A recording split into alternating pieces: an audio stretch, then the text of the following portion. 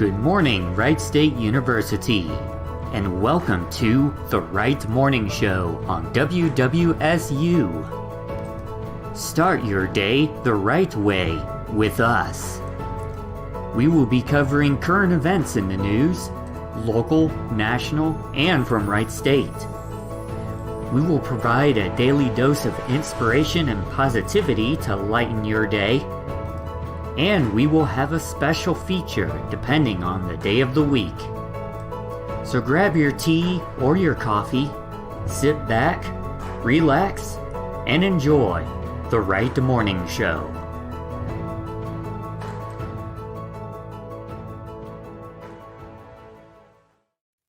Good morning, everybody, and welcome to the Wright Morning Show on WWSU Radio for Tuesday, November 9th, 2021.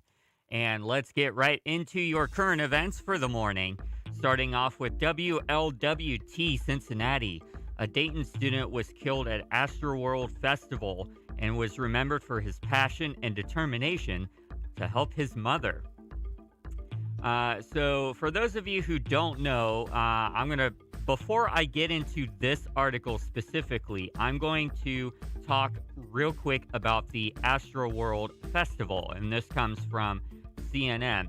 So while a countdown clock to Travis Scott's performance ticked away, it got harder to breathe Friday as people packed into the Astroworld Festival in Houston, some in the crowd told CNN. And once the concert started, cries of help went unheard as the music roared. They passed out and they were on the ground and basically getting trampled, and no one would pick them up, concert goer Billy Nasser told CNN on Monday. There was just too many people there. It was overcrowded. The way the barricades were set up had people trapped in. It was a death trap. At least 18 lawsuits have been filed though through Tuesday after the crowd surge that left 8 people dead and dozens more injured. And Scott, the rapper who headlined and organized the festival, will no longer perform at this weekend's Day in Vegas that Nevada event organizers announced. One of those severely hurt was a 9-year-old boy who was in a medically induced coma, his grandfather said. 5 of the injured were in intensive care on Monday, Houston's fire chief said. Investigators are working to determine all possible causes of death and injuries to concert goers, including whether a batch of counterfeit pills possibly laced with fentanyl played a role, according to the Wall Street Journal, citing people familiar with the investigation. CNN is reaching out to authorities for comment regarding the Wall Street Journal's reporting. Toxicology reports will have to be a key part in helping assess what happened, Harris County Judge Lina Hidalgo said on Monday. So you can read more about that at CNN.com, but now I'm going to go more local and talk about the Dayton student who was killed at this festival. And this was written by Karen Johnson on WLWT. A 21-year-old engineering student at the University of Dayton was among the 8 people killed at Astroworld Festival in Houston. Franco Patino's father, Giulio Patino, said that his son spent the last year saving money for the festival. He was there with his best friend celebrating his friend's birthday. Giulio Patino said he talked to his son Friday afternoon. He said, "Hey Dad, how are you doing? I'm glad you called me. We're having so much fun," Giulio Patino said, referring to the conversation with his son.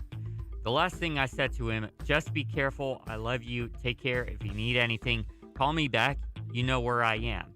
He said, "Yeah, no problem, love you too." Patino and his friend Jake Durinet, 20, were both killed when chaos erupted during Travis Scott's performance. Patino was majoring in mechanical engineering at UD with a minor in human development biomechanics. He had been co-opting at Attracure in Mason since August. Giulio Patino said his son was inspired by his mother, who is disabled. He promised himself, he said, "I'm going to make my mom walk again. I'm going to make a device to make my mom walk," Giulio Patino said. So you can read more about this story at WLWT.com.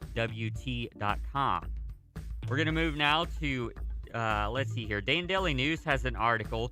Dayton put 18 people on leave who refused to get COVID testing, and 3 others tested positive for COVID.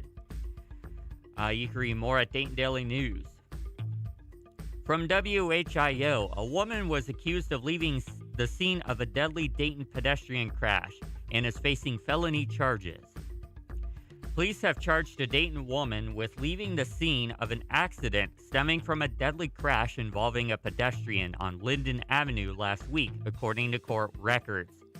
Crystal Stokes, 37, was charged in Dayton Municipal Court Monday morning with the felony count of leaving the scene of an accident, court records show. Stokes is due to appear in court Monday afternoon on the charge. She's been booked in the Montgomery County Jail since her arrest Thursday morning, according to online jail records. She is accused of being the driver of a vehicle that hit Tracy Taylor, 49, of Dayton. Taylor was hit by an SUV on Linden Avenue Wednesday night and later died from her injuries at Miami Valley Hospital.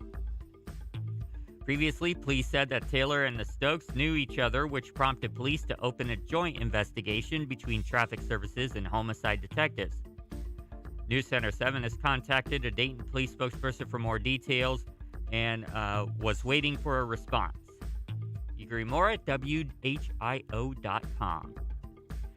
Dayton Daily News has an article about schools changing quarantine rules, but only a few of them are dropping mask requirements. You can read that at Dayton Daily News. From WHIO, rising food costs and surge in need could cost Xenia Fish Food Pantry. So a local food pantry in Xenia is working hard to feed families that are in need, but they say food shortages may soon impact how much food it can give. The Xenia Area Fish Food Pantry said the cost of this year's Thanksgiving meal has nearly doubled. The food pantry is currently filled with a lot of food, but it took a lot of time to get all of those boxes. We've been saving up food for months because we didn't want it to run out, said Executive Director Gail Matson. Matson said the pantry is feeding as many as 800 people in Greene County per month, and its traditional Thanksgiving dinner has taken an expensive turn. Last year, our complete meal cost $14,500. This year, the turkeys alone cost $14,500. Our whole budget for Thanksgiving is blown just on turkeys. You can read more at WHIO.com.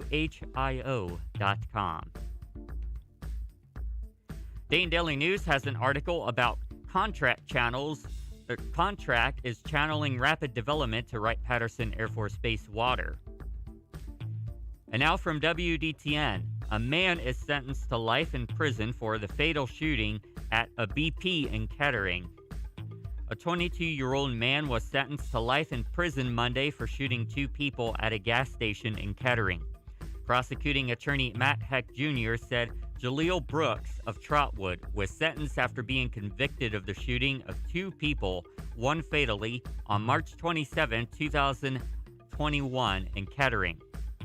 Heck said on the evening of the shooting, Kettering police officers were inside the BP gas station on Smithville Road on an unrelated matter when they heard several gunshots in the parking lot.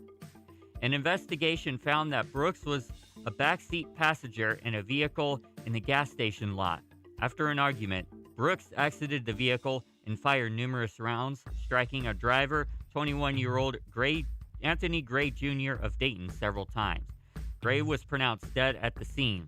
A second shooting victim, a backseat passenger in the vehicle, was shot in the leg but survived the shooting.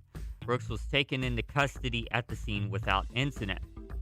You can read more at WDTN.com. From River City News, former Dayton City Hall is to be considered for the National Registry. A building that was once home to Dayton City Hall is taking a step towards being considered for placement on the National Register of Historic Places.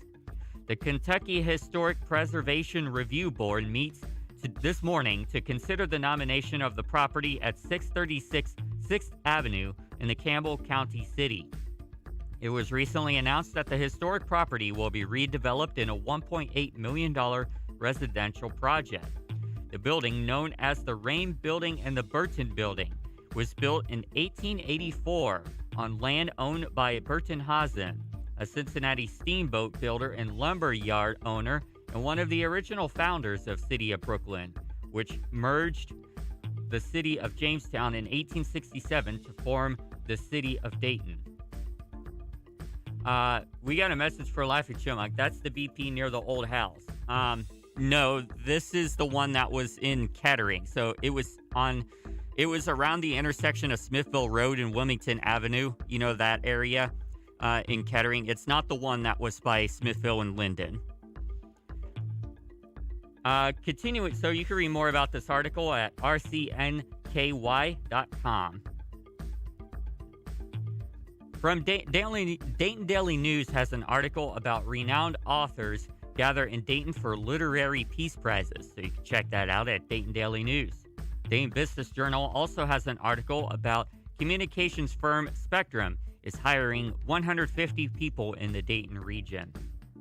Hamilton Journal News has an article, Brightside Music and Event Venue announces the 2021 to 2022 lineup. You could check that out. Dayton Daily News also has an article talking about a family who is remembering the UD student who got killed in the Astroworld tragedy. All right, we're going to go ahead and get into your local weather forecast. At Wright State University, brought to you by Tomorrow.io, the current weather in the area is partly cloudy and 50 degrees. The wind is coming from the southwest at 5 miles per hour. The relative humidity is 60%. The barometer is 30.17 inches of mercury, and the air quality is moderate. Your 12-hour forecast calls for mostly cloudy to cloudy skies for the next 12 hours. Temperatures are going to quickly rise to about 60 degrees around 11 a.m. It is going to peak at 65 degrees at 3 p.m. and then start cooling off after that. Your extended weather forecast from the National Weather Service at Wright-Patterson Air Force Base is the following. Today, partly sunny, high in the mid-60s. Tonight, it will be mostly cloudy with a slight chance of rain, low in the mid-40s. Wednesday, partly sunny, high in the low 60s. Wednesday night, mostly cloudy, low around 50. Veterans Day, a slight chance of rain in the morning with rain likely in the afternoon. It will also be breezy with wind gusts as high as 37 miles per hour. High in the mid-60s. Thursday night, rain likely in the evening, tapering off to partly cloudy skies overnight. Low around 40. Friday, mostly sunny, much cooler, high in the lower 50s. Friday night, mostly cloudy, low in the low 30s. And finally, Saturday, partly sunny and much cooler yet again, high around 40. All right, we're going to now go into global and national news now. First off, from the New York Times, Morning Edition. This is written by David Leonhardt. Just a fantasy. Political pundits often talk about swing voters as if they were upscale suburbanites like soccer moms or office park dads. And some are, but many are blue-collar. They are the successors to the so-called Reagan Democrats who let Republicans win the White House in the 1980s and Democrats retake it in the 1990s. This century, blue-collar swing voters helped elect Barack Obama twice, Donald Trump once, and Joe Biden in 2020. They've also played a deciding role in congressional and state elections, including in Virginia last week. In the current polarized political atmosphere, many college graduates follow politics obsessively, almost as if it were a sport, and identify with one of the two parties. Many working-class voters, on the other hand, vote for both parties and sit out some elections. Figuring out what moves these swing voters is a crucial question in American politics. It has become an urgent question for the Democratic Party, which is struggling to win working-class votes in many places, including some Asian and Latino communities. This morning, a creative new poll exploring these issues is being released. It asks working-class respondents, defined as people without a bachelor's degree, to choose between two hypothetical candidates. The candidates are described both personally, their gender, race, and job category, and politically, including a soundbite in which they talk about their views. A central conclusion is that infrequent voters are not a huge Democratic constituency just waiting to be inspired by a sufficiently progressive economic message. That's just a fantasy, Bakshir Sunkara, the founding editor of Jacobin, a socialist magazine and one of the poll's sponsors, told the author. And it's a fantasy we ourselves have engaged in. The poll instead finds that working-class swing voters hold a swirl of progressive and conservative views. To mobilize these voters will take a lot of grassroots organizing efforts, particularly more labor union-centered organizing, Sunkara said. There is no simple programmatic solution for either party. So the author of the New York Times Morning Edition walks through the themes from the poll, focusing on the respondents who said they did not lean toward either party. About 33% voted for Trump last year and 22% voted for Biden, with the remaining voting for a third party or not voting at all. So you can check that out from the New York Times Morning Edition. Here are some other headlines from the New York Times for today. With international travel restrictions lifted, U.S. airports are filled with tears, hugs, and balloons. Scientists are fighting a new source of vaccine misinformation. Aaron Rodgers. You guys are leaders, Joe Biden told elementary school students who got vaccinated. Thank you for being so brave. The Justice Department charged a Russian man with conducting cyber attacks and recovering more than $6 million in ransom. The House committee investigating the Capitol attack subpoenaed additional Trump allies, including his former national security advisor, Michael Flynn. A man who was shot by Kyle Rittenhouse took the witness stand at times lending support to Rittenhouse's self-defense claim. Scholars and activists are starting a university in Austin dedicated to free speech, saying that prestigious U.S. universities are censorious. Some African leaders argue that the continent should keep burning fossil fuels as it transitions to clean energy, considering the region's economic realities. 4 astronauts inside a SpaceX capsule splashed down in the Gulf of Mexico after almost 200 days in orbit. And finally, a distress signal from TikTok helped save a missing girl. That's interesting. All right, now we're going to go into global and national news from Cheddar News and Need to Know. There were joyous scenes at international airports across the country on Monday as people were reunited with loved ones that they hadn't been able to hug since borders around the world started closing in March 2020. The U.S. is now back open to visitors from 33 countries, including much of Europe, China, and India. Emotional reunions were caught on camera at John F. Kennedy, Boston, Logan, Newark, O'Hare, and other major points of entry. From NBC News, PrEP for COVID. Regeneron's monoclonal antibody treatment reduces the risk of COVID infection for up to 8 months, according to the company. That means it could theoretically be used as a form of pre-exposure prophylaxis treatment for immunocompromised patients before they've had a potential COVID exposure. Regeneron is asking the FDA to expand the use of the therapy as a preventative treatment. Public health experts stress that monoclonal antibodies are not an alternative to vaccines, and the use of the therapy as PrEP should be saved for people who cannot mount to a proper immune response to the vaccines.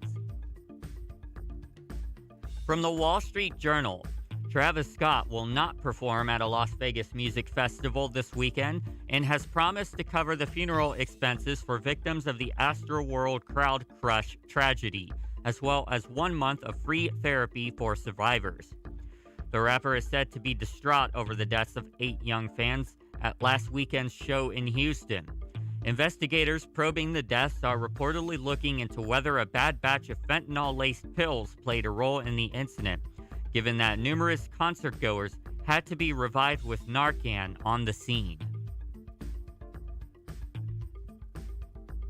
From DW, Poland has mobilized troops to close parts of its border with Belarus after a surge in migrants attempted to cut through barbed wire fencing. Thousands of migrants, mainly from the Middle East and Asia, have been congregating at the border, clashing with Polish security forces. The escalation is notable because it's happening on the eastern border of both the EU and NATO. Poland, the EU, and NATO are blaming Belarus's strongman leader, a Putin ally, for essentially orchestrating the migrant surge in retaliation for sanctions.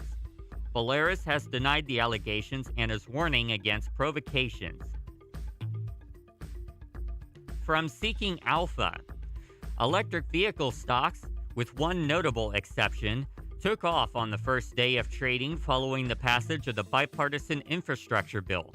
Companies that build EV charging stations like EVgo, Blink, and ChargePoint each saw their stocks pop more than 10%. The infrastructure bill includes $5 billion for expanding the EV charging infrastructure, plus another $2.5 billion in grants for other charging alternatives. From Bloomberg, Tesla was not the beneficiary of the surge in interest in EV stocks. Shares of the company took a dive, losing about $50 billion in market cap after CEO Elon Musk said he'd abide by the results of a Twitter poll in which the majority of respondents urged him to sell 10% of his Tesla stake. While Musk is the richest person on Earth because of just how well Tesla stocks have been doing, he's notoriously cash poor and is facing a $15 billion tax bill in the coming months. A sale of Tesla shares would solve that problem. From Engadget, Walmart has started using a fully autonomous box truck system to do deliveries, a milestone in self-driving truck technology. The driverless box trucks are in partnership with the startup Gatic and deliver groceries on a fixed 7-mile loop near Walmart's headquarters in Arkansas. While autonomous car technology has hit a bit of a rough patch lately, self-driving trucks have been picking up steam, partially as a way to alleviate the truck driver shortage that's been impacting the supply chain. From Deadline, Alec Baldwin is calling for police to be hired on any film or TV set that's using real or fake guns following his accidental shooting of cinematographer Helena Hutchins on the set of Rust. The burden of firearm safety typically falls on the armorer or prop master. Amid the Rust investigation, the armorer and her legal team have been floating the theory that the gun that killed Hutchins was sabotaged with a live round placed among the dummy rounds. There's no public evidence at this point of that being true, though. From WRAL, a teenage girl who went missing last week has been reunited with her family thanks to a hand gesture that had gone viral on TikTok as a sign of distress. The 16-year-old North Carolina girl was found safe in a car in Kentucky 2 days after her parents reported her missing. Police say a passing driver alerted authorities after he saw the girl through the back window making a sign with her hand that is widely understood on social media to signify violence at home. Last year, at the height of a surge in domestic violence attributed to the lockdowns, a women's group created a gesture so people could communicate they were in danger without alerting others around them. This appears to be the first time that it's led to a real-world rescue. And that concludes your current events for today. We're going to go ahead and take a quick break on the Wright Morning Show, and when we come back, we're going to get into your daily dose of inspiration. You're listening to the Rat Morning Show on WWSU 106.9 FM. Don't go anywhere.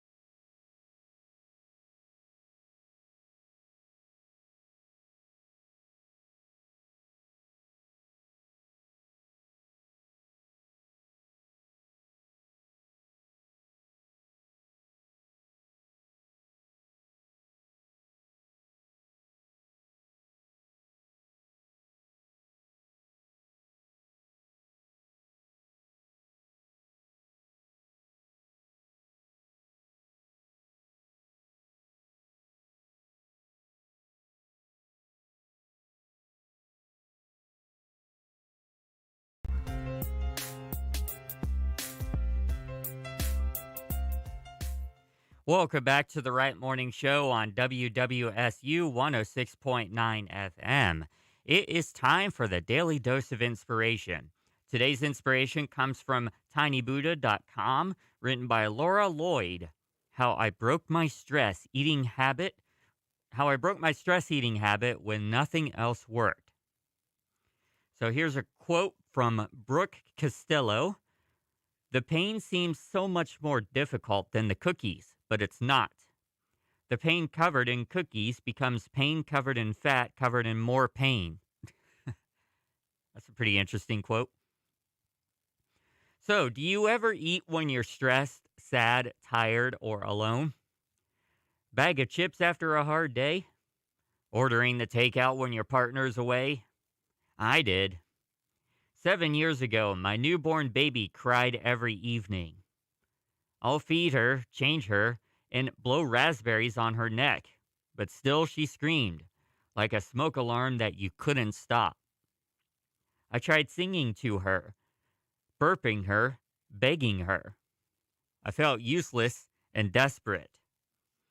In my journalism job before maternity leave, I'd often doubted my capability. But my new job as a parent, totally out of my depth. I envied my husband swanning off to the office. The second he got back, I'd thrust the howling baby at him. Tell me what to do, he'd yell over the din. At my wit's end, I put on the sling, wrestle her in, and head into the Berlin streets. If I bounce walked, muttering, hi ho, it's off to sleep we go 4 billion times, she'd sleep. Then I'd feel like I deserved a medal. Or failing that, an ice cream? My distress was renowned for boutique ice cream shops. Black cherry and mascarpone. Wait, mascarpone? I've never heard that ice cream flavor before. Dinner's ready, my husband would say when we got back. I'd wet my chin, and afterward, I'd be mega full. First few times it happened, I'd promised myself I'd nix the habit before anyone noticed. But every day from then on, when the witching hour arrived again, you know where I go. Before long, I knew every kiosk, every flavor, and often ran into double scoops. Honestly, I was overeating at home too. When my baby girl dozed off breastfeeding, I didn't dare move a muscle. I'd sit there peeling slices of Emmental out of the packet. I'm going to pause the article there real quick. I have a guest in the studio now. We have Brandon joining us this morning. How are you doing, Brandon? Man, every day is blessed above ground, you know? Mm-hmm. For real, man. How you feeling? I'm doing pretty good. So you just joined us for our daily dose of inspiration, and today we're talking about breaking your stress eating habits when nothing else works. Wow. So a lot of us, I'm sure, can relate to the habit of binge eating when we're stressed out.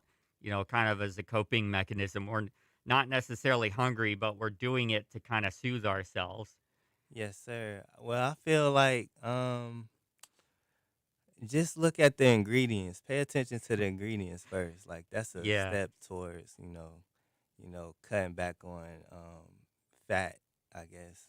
Yeah, you wouldn't believe how many processed foods are out there, and corn syrup, for instance, is pretty much in everything nowadays. Right. High fructose corn syrup, yeah. Yeah. For real. All right. Continuing the article here. So the author, I envied my husband swanning off to the office. The second he got back, oh, you can't stay around. I have to go Oh, you got your test. Okay, yes, that sir. makes sense. Yes, sir. All right. Well, thanks for dropping by, Brandon. Yes, sir, man. Have a blessed day, man. And Wright State stand up. They know how to stand up, man. We in here. Yeah. And if Wright State wants you to take a COVID test, be sure to get that done because it keeps everybody safe. I got mine done last week. In fact, our general manager was randomly selected this week as well. Oh, yeah. Speaking of perfect timing, our general manager just literally walked past the station window as soon as I said that. Shay, you would not believe the timing. Shay, you would not believe the timing of when you walked past the station window. I was just talking about the random COVID testing thing that Wright State was doing, and I had mentioned that you were randomly selected this week. As soon as I said that, I saw you walking past the window. That was great. Sorry, we got a little distracted. Going back to the article now. We're talking about stress eating. So the author continues, I envied my husband swanning off to the office. The second he got back, I thrust the howling baby at him. Tell me what to do, he'd yell over the din. At my wits' end, I put on the sling, wrestle her in, and head to the Berlin streets. If I bounce walked, muttering, hi ho, it's off to sleep ago 4 billion times, she'd sleep. Then I'd feel like I deserved a medal. Or failing that, an ice cream? Oh, wait, hang on a second. Is this a repeat? Yeah, sorry about that. Scrolling down. It was 15 years since I'd recovered from binge eating and bulimia. So this new eating problem was scary. Plus, my post baby waist already bulged over my leggings. Over the next couple of months, I Googled emotional eating tips for what to do instead. I tried substituting healthier snacks, but ate whole bags of carrots and prunes. I tried to feel my feelings more, but as I wallowed in self pity, I wondered if I was doing it right. I talked to my friends, over coffee and cake, of course. I read a book about mindful eating, and on my phone over lunch. The fact is, I was just trying superficial fixes without understanding how my mind worked. When I finally understood how emotions fuel our behaviors, it changed not just my eating, but my handling of life too. I even lost my baby weight eventually. But more importantly, my emotional eating has shown me how to manage my mind. So if you're eating when you're not hungry, whether through stress from parenthood or something else, this is for you. Let me show you where I got confused so you can solve your eating more easily. Because solving emotional eating is not complicated. It only seems hard because we get it mixed up with self judgment and because we think we need to take the stress away to stop the eating. So, confusion number one, I spent time dealing with feelings that were just drama, not the real scary emotions. I probably should have cried more after my baby screamed so much, but I didn't want to scare her. I would have liked to kneel on the floor and wail with exhaustion and anger at the rejection I felt. Those were my heartfelt feelings, real, raw, ugly, unflattering, and immature, but true. By eating instead of feeling, I brushed those emotions under the carpet and then covered the area with more mental mess. Food related self doubt, regret, blame, failure, victimhood, despair, and more eating. I'm not saying decluttering your brain of food drama is a waste of time. Actually, in the process, we learn to cut ourselves some slack, and that is golden. But the shame from all of the self judgment is only the surface layer of mess, and ultimately, you have to aim to clean deeper, deeper, and feel beyond guilt. Confusion number two, believing it's wrong to use food to numb your feelings. I hold my hands up. Eating ice creams was pure escape. Afterwards, I'd feel like I'd abandoned myself and my baby. That didn't feel right, but it didn't make it wrong. If you're eating to avoid your emotions, you're not naughty or bad or wicked or greedy or weak. Sure, in an ideal world, we'd eat when we are genuinely hungry and not just craving relief. But eating when you're physically hungry is a skill, not a rule. You have to learn skills, not just beat yourself up. I don't need to eat. Why do I always do this? I'm getting fat. It makes no sense to bully yourself into changing when you're still figuring out how. It'd be like me yelling at my baby for not being able to communicate with words. My husband laughed once when I called myself an emotional eater. He was like, "What is that?" So I could ask that too and tell myself, I'm not sure what's going on yet, but bit by bit, I'm going to understand this. And that's a big difference. Confusion number three, labeling yourself as a problem person if you eat in a disordered way. I kept having this thought. I can't help it. It's my personality. I had eating disorders. To be fair, I did act like an addict. I mean, one minute I'd be breastfeeding, and then the next minute I come to my senses with an empty muesli box on my side table and wheat flakes crusted onto my pajamas. And then I go, what's wrong with me? And so I Googled, took personality tests on the internet, felt helpless and doomed. Then I read something cool. Your personality is just a collection of habits. Bingo. I didn't have to label myself an overeater or a binge eater or an addict, which made me feel bad about myself and made it harder to stop. For now, I could just be someone who overeats sometimes. The grace I gave myself when I said that washed through my body like a relief. And from therein on, I started figuring it out, one tiny change at a time. Confusion number four, playing whack-a-mole with triggers. A habit, as I'm sure you know, is a chain reaction. Something sparks a thought that food would be good. That trigger can be a feeling, a time of day, that buttery croissanty smell. So you might think you're at the mercy of whatever presses your buttons and start trying to avoid your triggers. But tiptoeing around triggers is not the answer. First, not practical. Avoiding your mom because she mentions your weight. Walking past the Leach de France with a clothes peg in your nose. Second, pointless. Why? Because the reason your emotional eating began is not the reason you keep doing it. Let's go back to Berlin. I want to show you how my emotional eating habit evolved. The first day I went out with my crying baby, I wasn't intending to eat ice cream. I saw the ES kiosk and I thought, I want something for myself. That day and that day only, there was a fully conscious decision. My brain took notes. And after that, anytime I felt less than, it said, let's eat again. That was easy. And pretty soon, I was eating whenever I felt rubbish. Eating biscuits, overwhelmed by my messy flat. Eating biscuits, resentful of others' great sleep. Eating weird instant soup because I'd run out of biscuits. You can't eradicate triggers. You'd have to solve life. But breathe. You don't have to. The solution to emotional eating is not to rush to solve anything.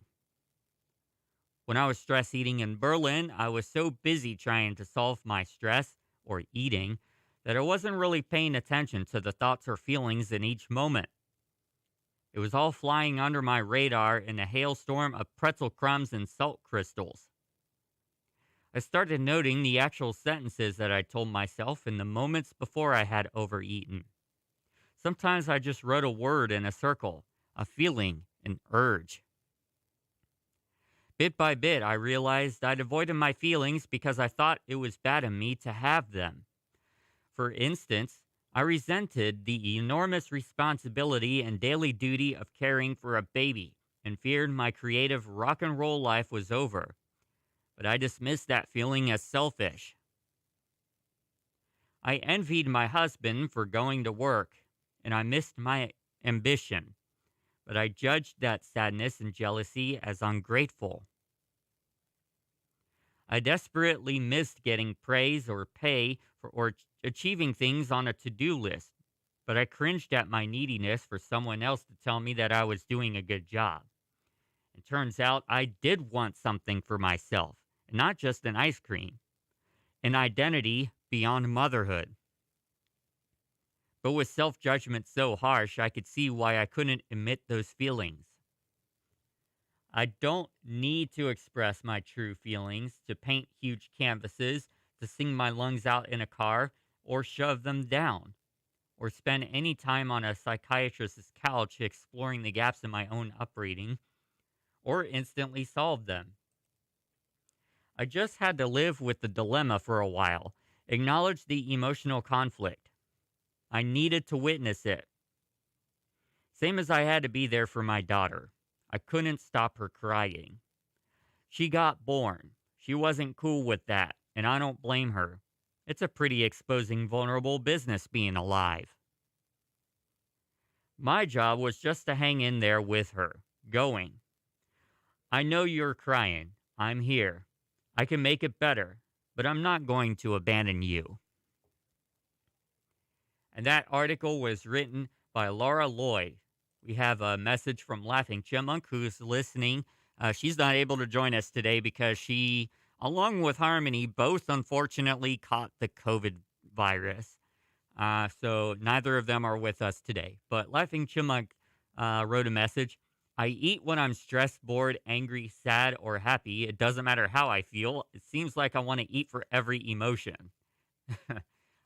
I've cut down some since losing my sense of smell.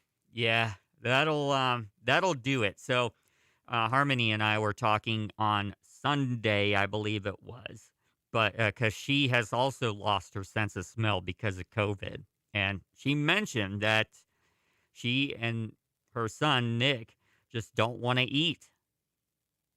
You lose your appetite quite significantly when you lose your sense of smell. It's pretty amazing how much our sense of smell contributes to our appetite. All right. On that note, we're going to go ahead and take a quick break on the Rat Morning Show. It is Trivia Tuesday, so gather your friends and family around the radio because we're going to play some trivia. So stick around. We're going to learn something new. You're listening to the Rat Morning Show on WWSU 106.9 FM. We'll be back in just a couple of minutes. And now,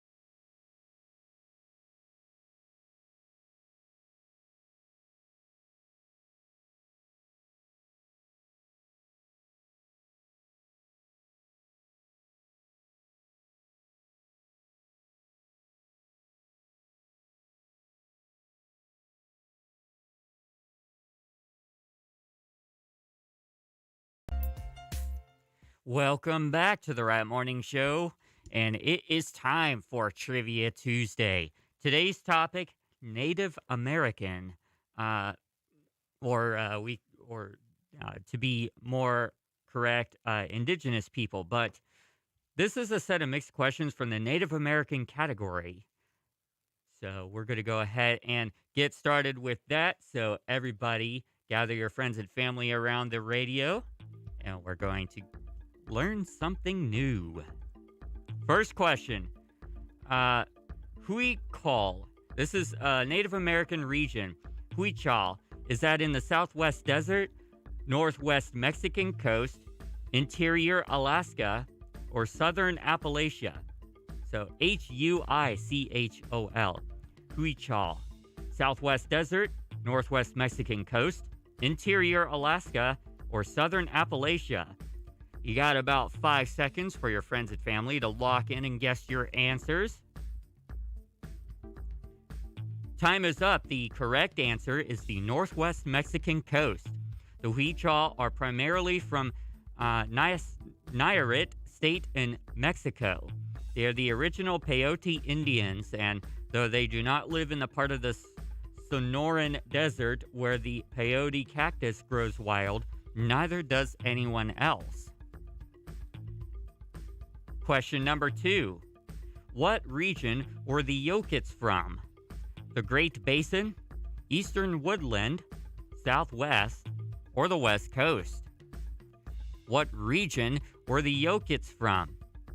Great Basin, Eastern Woodland, Southwest, or West Coast? Got about 7 seconds or so to lock in your answers.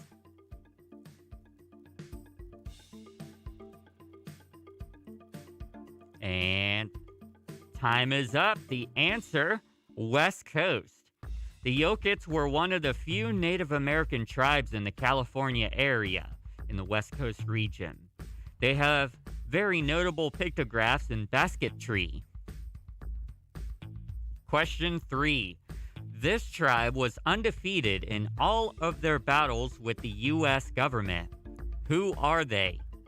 Blackfeet, the Seminoles, the Mohicans, or the Cherokee?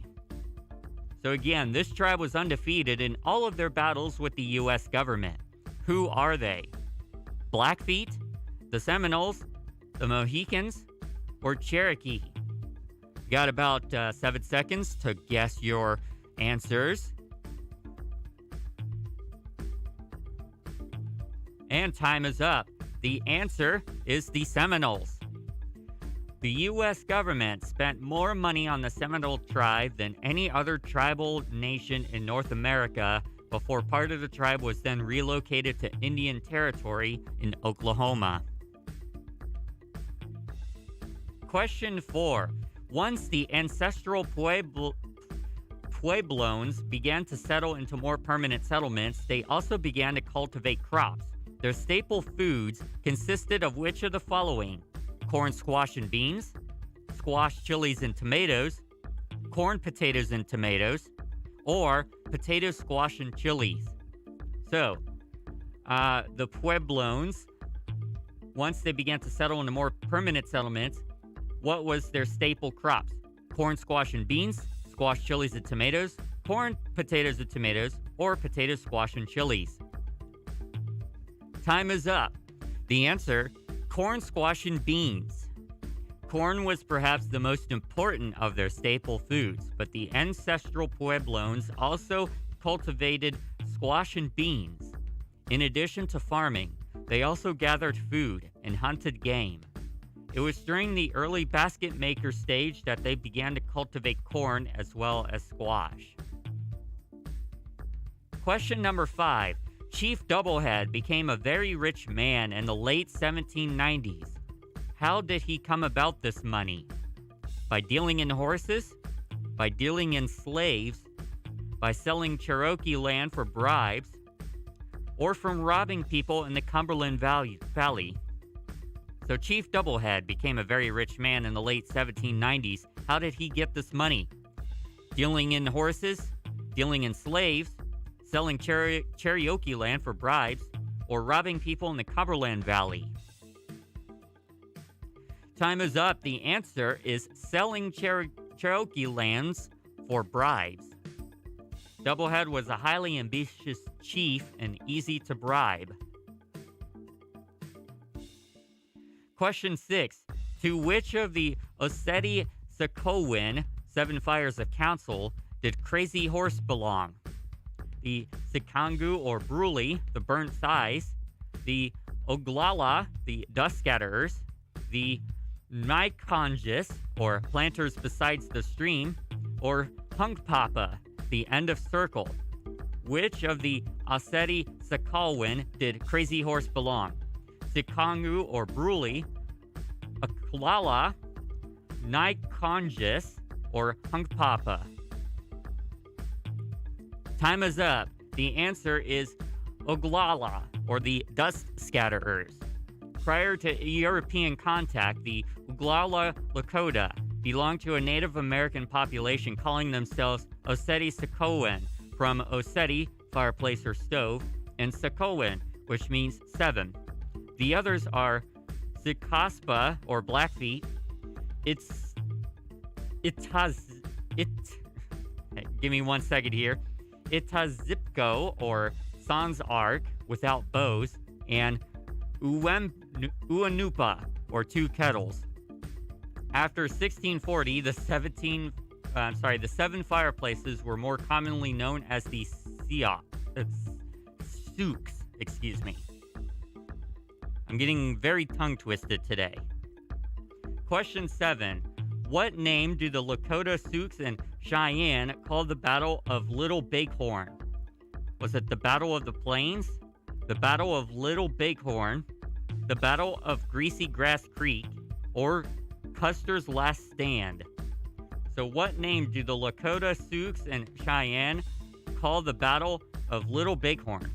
Battle of the Plains, Battle of Little Bighorn, Battle of Greasy Grass Creek, or Custer's Last Stand? Got a few seconds left to guess your answers. And time is up. The answer is Battle of Greasy Grass Creek. The Lakota and Cheyenne called the engagement the Battle of Greasy Grass Creek. Question 8. What 2 tribes were attacked in the Sand Creek Massacre? The Arapaho and Cheyenne, the Apache and Cheyenne, Cheyenne and Apache, or Cherokee and Arapaho. So in the Sand Creek Massacre, what 2 tribes were attacked? Arapaho and Cheyenne, Apache and Cheyenne, Cheyenne and Apache, and or Cherokee and Arapaho. Time is up. The answer is Arapaho and Cheyenne. There were between 60 and 200 Indians encamped in the area. Covington led a force of 700 against the Indians, and there were 24 soldiers killed and 52 injured. I think they might have accidentally had 2 of the same answers, but flipped. Question 9. What was the name of the fort that the Indians camped next to in the Sand Creek Massacre? Fort Sumter, Fort Lester, Fort Lyon, or Fort Laramie? So again, what was the name of the fort that the Indians camped next to in the Sand Creek Massacre? Fort Sumter, Fort Lester, Fort Lyon, or Fort Laramie? Got about 7 seconds to lock in your answers.